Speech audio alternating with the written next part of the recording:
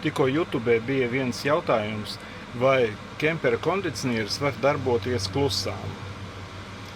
Nu kā tur ir, piemēram, trumā, venta komforta. Tagad strādā ļoti skaļi. Ļoti skaļi, jo ir 3 ventilatori. Ņemu ventilatorus nost. 2, 1. Neviens. Un te ir tāds mēnestiņš, klusais nakts režīms.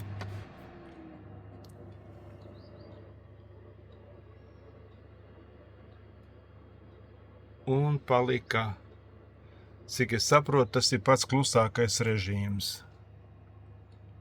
Te nospies mēnestiņš,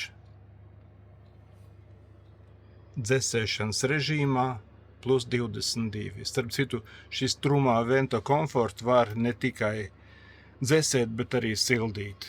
Par to jau es kādreiz runāju. Un vēl kas interesanti. Gaismiņa.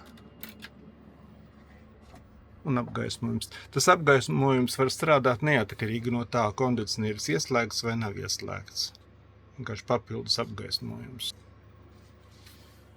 Nu tā, tagad viņš ir režīmā nospiests mēnestiņš.